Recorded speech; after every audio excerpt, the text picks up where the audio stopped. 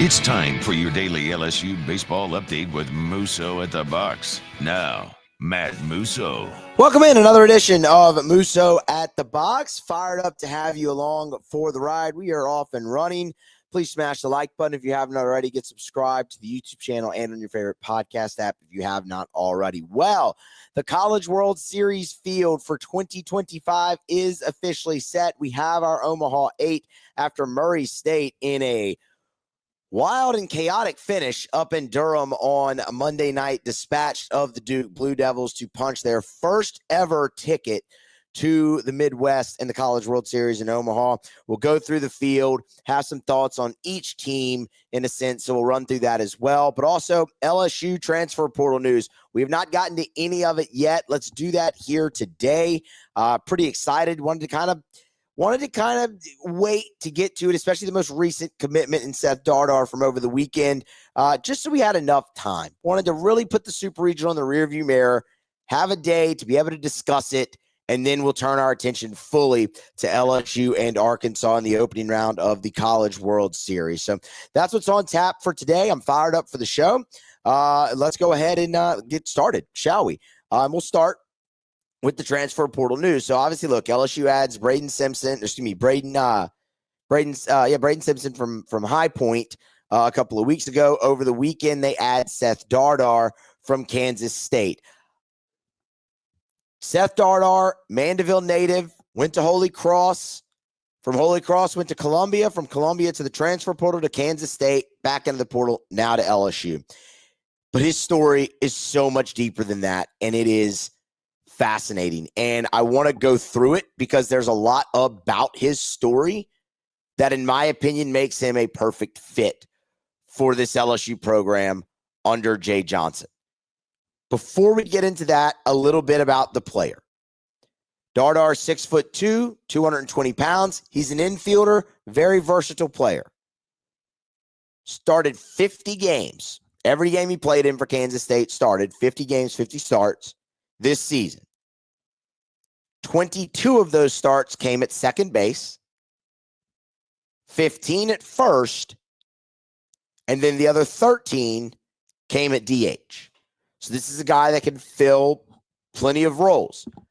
I have thoughts on maybe where he fits best for this LSU team, potentially in 2025. We'll get to that momentarily. When you look at what he did at Columbia, 289 career average. He comes over into the Power 4 at Kansas State. All he does is lead the Wildcats in hitting in 2025 at 326. In total, you're looking at a 309 average in college baseball across his career. But to see him go from the Ivy League, take a step up in competition into the Power 4 in the Big 12, 326, leading that team, that's loud. He also led Kansas State in doubles this season with 18, which, for comparison's sake, that would put him second on LSU's current team, just behind Derek Coryell. And then he mashed 13 home runs and drove in 45. Seth Dardar brought a slugging percentage of .636 to the table for the Kansas State Wildcats. That is a power bat. When you look at 18 doubles, 13 home runs, that's right kind of in line with what Jay Johnson is looking for. Jay says it all the time. They want to lead the league in doubles. Bringing in 18 of them helps. And if he can run the ball out of the yard like that as well at the Power 4 level, that's encouraging as well. Kansas State, for what it's worth, played a really challenging non-conference schedule. They played a really challenging schedule kind of in general just because of that. He did play 3 games against SEC teams. Arkansas, LSU, and Frisco, and against Texas in the regional. Small sample size, but he was productive. The average, not going to blow you away. He only had 3 hits in those 3 games. But 2 of them left the yard for home runs. He drove in 4.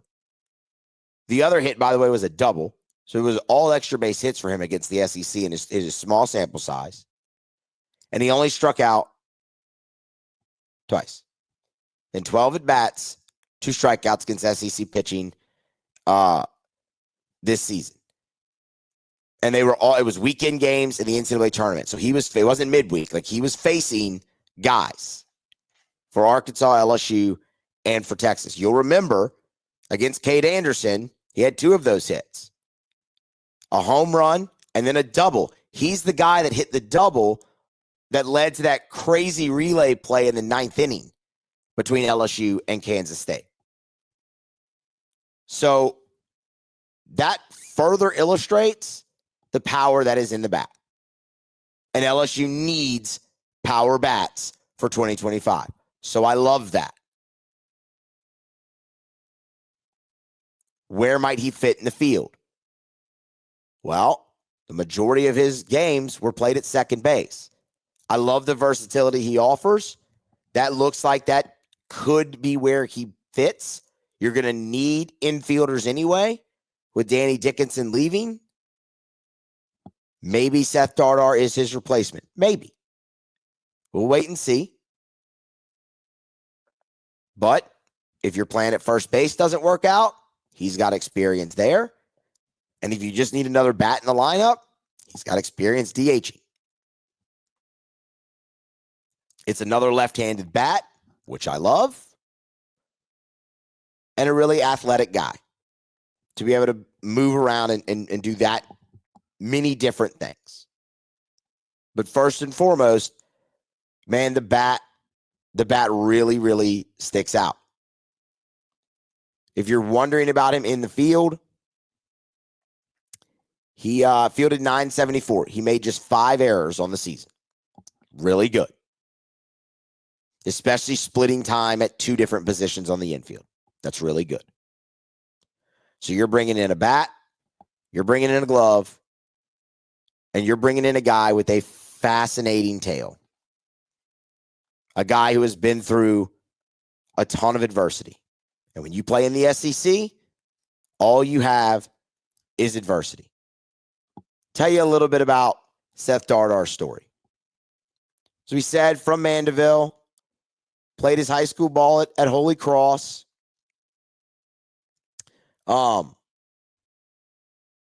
Where, I mean, he was awesome, obviously.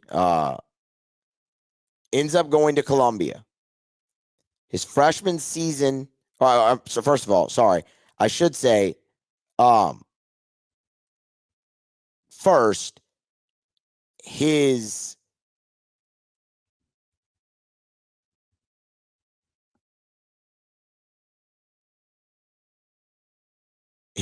freshman season, or no, I'm sorry, his senior season of high school at Holy Cross didn't happen because of COVID. He's a 2020 graduate.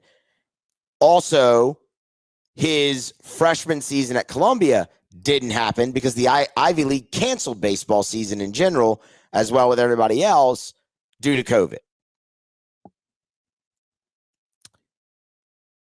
Fast forward to his sophomore year. Injures his elbow, has Tommy John surgery. So he misses virtually all of his sophomore year as well. Played a little, then the injury happened, and he's out. In the fall of 2023, leading into what would be his 3rd year of college baseball, he tears his ACL and his meniscus in practice. Doctors recommended surgery. He said, no. I have not played baseball in almost 3 years at that point. He played through the 2023 season on a torn ACL and meniscus, just wore a knee brace the entire season, played in 34 games, hit .299 with 8 homers and 32 RBI on a broken up knee. And then in 2024, misses all of that season as well with a torn labrum in his hip. And then makes his way to Kansas State and has the season that we just talked about. There's 2 sides to that conversation. One is the perseverance, the adversity, and the grit and toughness. The other is, man, this guy keeps getting injured. I want to talk about both of them. First, obviously, the grit, toughness the team over me type attitude that comes with that. But just the overall fight to be able to go out there, hit 300 with 8 bombs and 32 RBI on a broken up knee the entire year. That's loud. That's a guy that wants to give everything for his team. When you've heard Jay Johnson talk consistently in some of LSU's best seasons that they've had, 23, 22, really all of them, he's talked about team, having great people, especially this year. They needed to get the right guys in the building, and they did. Seth Dardar certainly feels like he's one of the right guys. I love that he's from Louisiana. Wearing that jersey is going to mean something to him. If he's doing that at Columbia, imagine what the lengths he would go to get on the field for LSU. The overall toughness of his entire journey is impressive.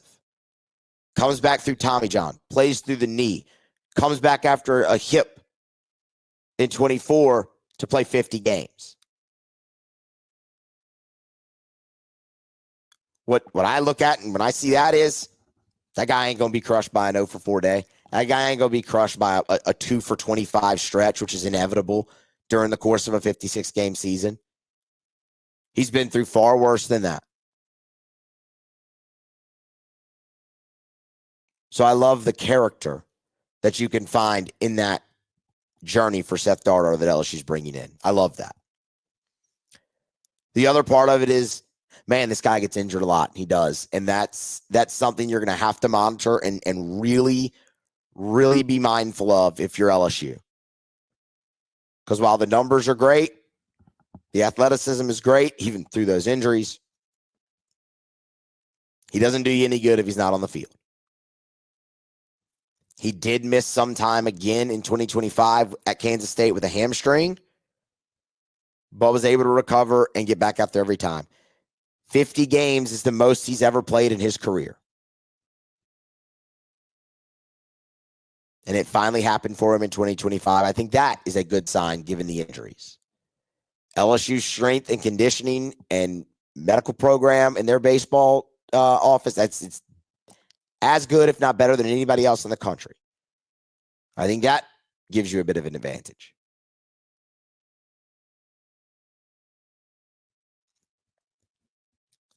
It is something to monitor, but I feel better about it now, seeing him play 50 games in 2025 and then transferring into LSU than I would if LSU would have gotten him when Kansas State did, where he's coming off 3 years of an injury in a row, of a serious, like, season-defining injury 3 years in a row. You're getting him at what seems like the perfect time.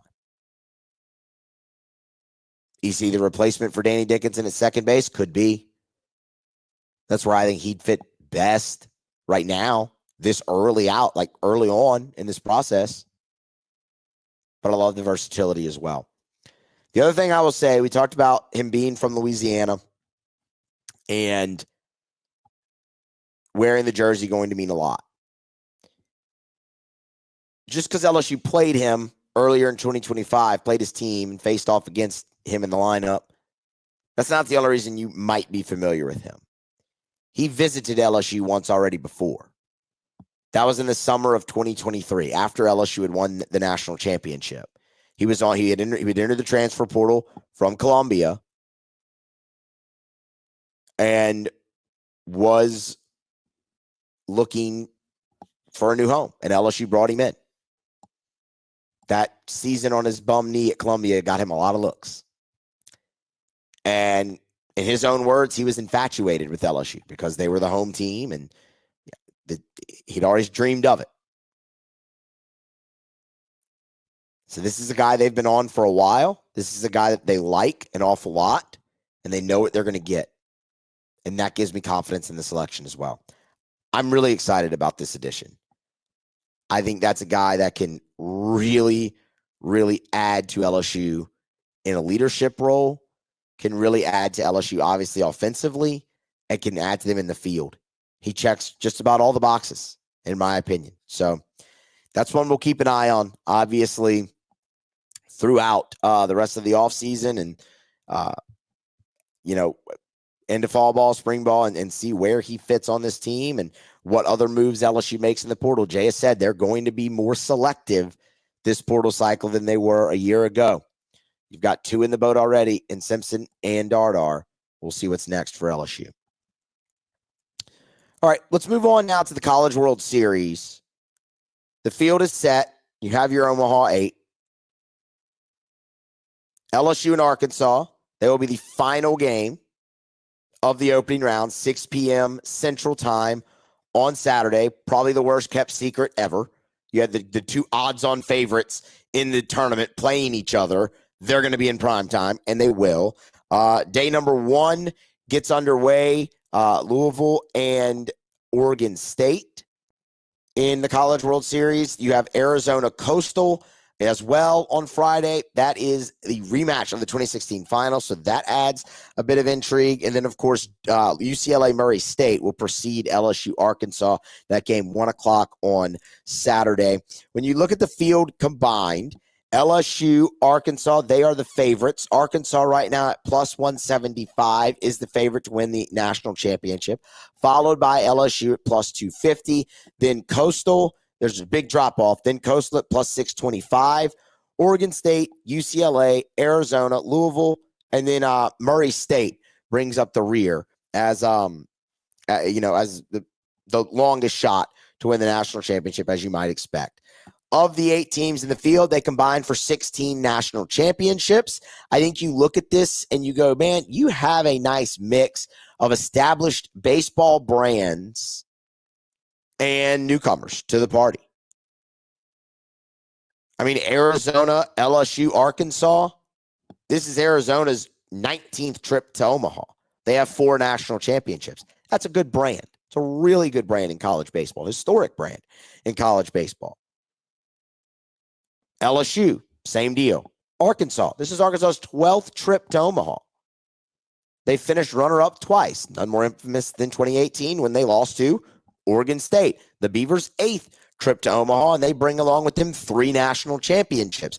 UCLA, a lot of great players come through that program. This is only their 6th trip to Omaha, but they have a trophy in the case. Coastal, only their 2nd trip to Omaha, but when they were there last time, they won it all.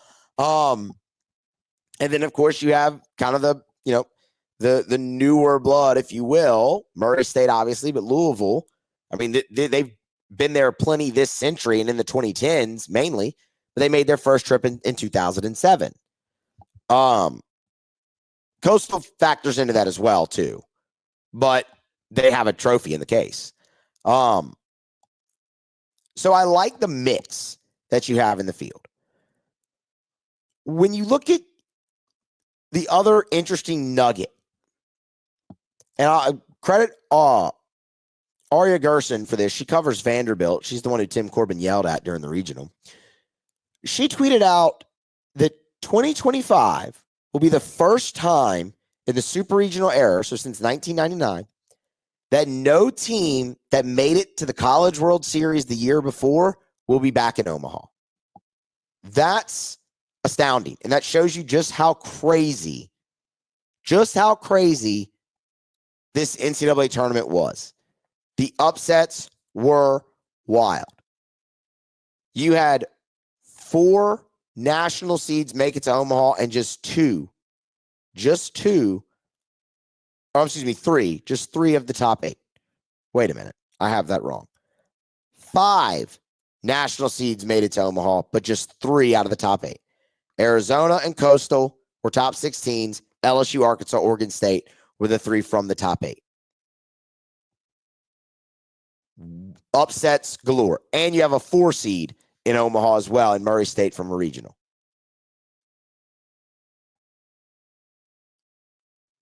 No team is back for a second consecutive year for the first time since this format was adopted in 1999. That's astounding. Now, you would say, one, that speaks to a lot of parity in college baseball, which it does, and that's great. Because you remember the conversation last year when it was 4 SEC, 4 ACC. Everybody's wondering, oh, man, is this what it's going to be like now with the NIL and the transfer portal and whatnot? And this year would tell you, no. I think more often than not, you will end up with predominantly ACC and SEC teams in the league, in the tournament, in the World Series. But this is the complete opposite end of the spectrum from a year ago. I think it settles somewhere in the middle. But this is great to see for a couple reasons. One, I think it provides an easier path for LSU to win the national championship. That's really chief among it. But you also get to see different programs and everybody showcased. And ultimately, I believe the cream will rise to the top anyway in this. And you'll end up with a Power 4 matchup in the College World Series finals. And most likely an SEC team on one side of it. It's interesting looking at this and all the talk about the SEC's downfall. The ACC put 5 teams in the Super. The SEC was overvalued.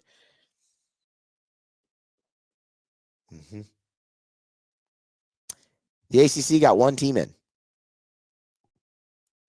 They had their showing in the Super Regionals that the SEC had in Regionals.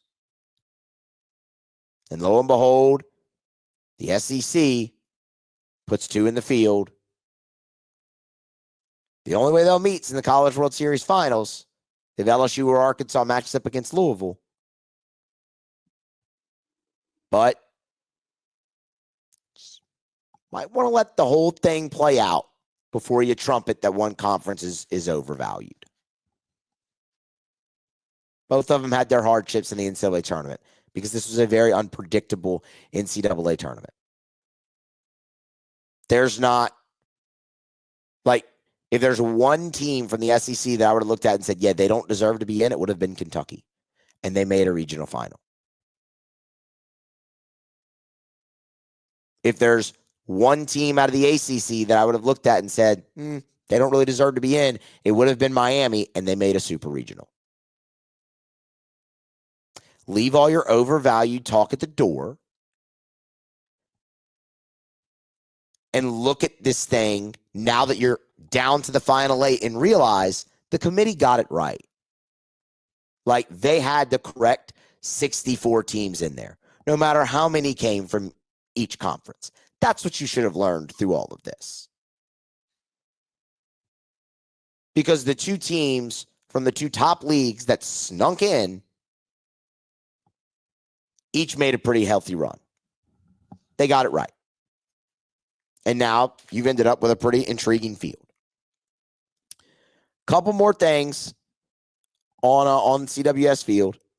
Coastal Carolina comes in with the most wins at 53.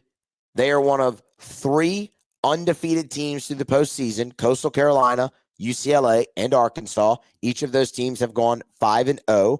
Oregon State brings the most wins in the NCAA tournament in. They've won 6 games, but they've been pushed to the brink. They lost their regional opener to St. Mary's, the 4 seed, and then dropped the middle game of the Super Regional to Florida State. So they've also had to play the most games out of everybody. LSU, Louisville, and Arizona come in at 5-1, and Murray State is 5-2 here in this field. That part's interesting as well. I think you have a pretty even keel deal. Louisville brings up the rear with 40 wins so far in the season coming in. Everybody else is at 43 or more in this field.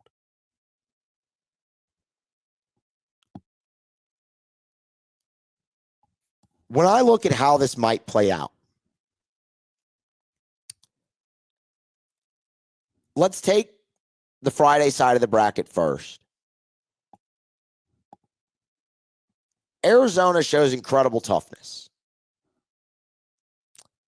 Obviously, after dropping game 1 of that Super 18-2, coming back to win the next 2 games, being outscored by 13 runs total in that Super Regional and still making it to Omaha. They have a really solid closer and great leaders throughout the lineup.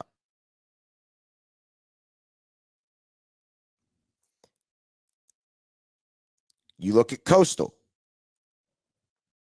Coastal can swing it, but they can pitch it. They got a pretty stout rotation. They're second in the nation in team ERA. Competition, we take that into account, but Coastal normally plays pretty tough out of conference schedule, and they did again this year. Louisville kind of snuck into this deal a little bit as well. They got hot. They made their run. That was impressive to go through Vanderbilt, the number 1 overall seed. No one's going to really question Louisville, and then Oregon State. If I had to look at this right now and decide, all right, what ends up in the winner's bracket, I would probably go with Oregon State and Coastal Carolina from that side. I think an SEC team, either LSU or Arkansas, don't want to get it too deep into the prediction yet. We got to have stuff for the rest of the week. Matches up against UCLA.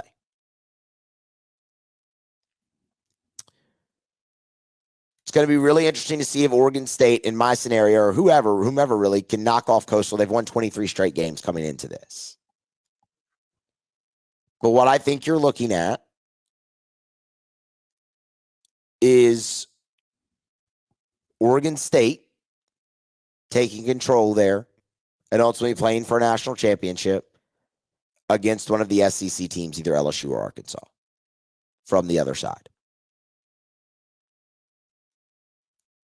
And then I would take the SEC team to come out on top there.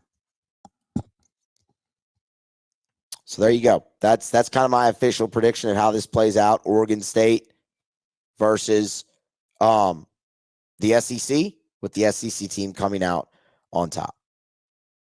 We'll see how it goes. I'm excited to kind of look through this and watch this series unfold as it gets started on Friday. This should be a dandy. I think the winner of LSU Arkansas is the inside track. Like, the winner of that game will be the overwhelming favorite to win the national championship. Saturday is going to be a lot of fun, y'all. It's also going to be really tense, really stressful. But we'll have you covered the rest of the week and throughout LSU stay in the College World Series here on Musso at the Box. Get subscribed, please. Like, share. Follow on social media. That's greatly appreciated. Twitter X at Musso Matthew, Facebook, Instagram as well. And be here next time for more on Musso at the Box.